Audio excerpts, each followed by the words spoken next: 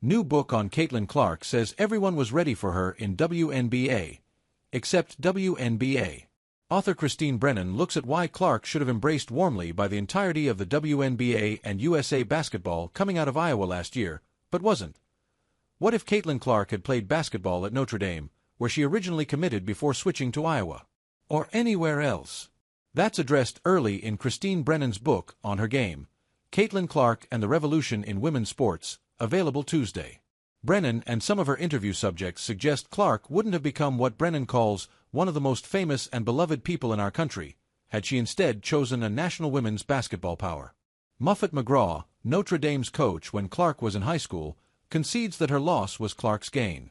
McGraw, who won 2 national titles at Notre Dame, told Brennan she made a great decision, looking how it turned out.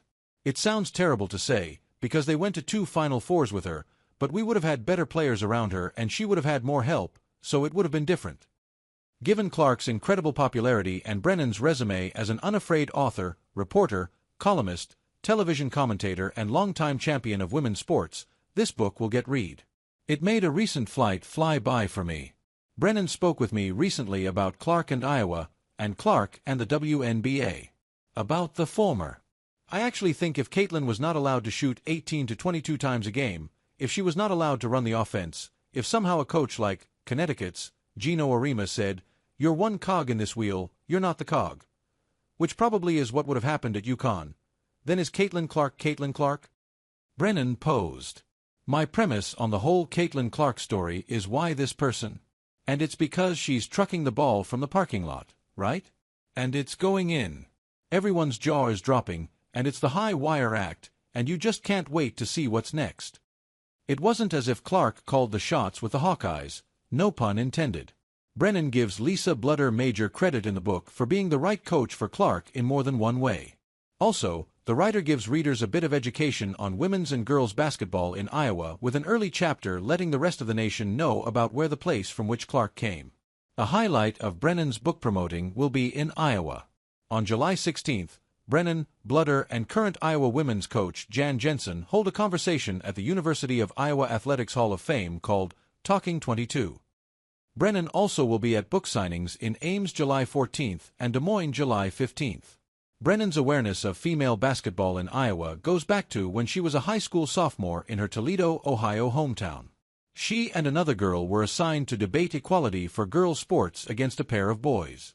I, as a budding young journalist, did copious amounts of research, went to the University of Toledo library as did my teammate on this, and the boys did nothing, Brennan recalled. One of the main things that I used in that debate about should girls' sports be equal to boys' was Iowa 6 on 6 girls basketball. The love of the game, how widespread it was, the scene in Des Moines every year, sold-out crowds, everyone coming from all over the state. That was in the back of Brennan's mind as she had her first conversation with Clark, last year in Indianapolis. Brennan was in the city only because she was covering the U.S. Olympic swimming trials. As her decision to write this book materialized, she said, "It dawned on me that a huge part of the Caitlin Clark story is the launching pad that is the state of Iowa." The gist of the book, however, is how the WNBA was strangely unprepared for Clark's entry into the league and how Clark wasn't embraced in all corners despite the unprecedented public interest in her as a women's college player. "I think it's because they had always gotten short shrift from the national media, the male-dominated mainstream media," Brennan said. "It was an unfathomable thought, that someone could break through wearing the jersey of a WNBA team and become the biggest name in sports. I think it was beyond comprehension for WNBA officials, and therefore they didn't prepare. They didn't help their players understand the magnitude of the moment. But how can you not know when you're looking at what was going on around the country in Big Ten arenas and others? And you look at the TV ratings. When the NCAA Women's Final beats the men by 4 million viewers in 2024, how on earth could you not see this and say something extraordinary is coming to the WNBA? There's much more context and detail in the book, obviously. The chapter on USA Basketball's decision to exclude Clark from the 2024 U.S. Women's Olympic team is revealing, and not in a way that makes the organization look wise. It's a fascinating book with a captivating subject.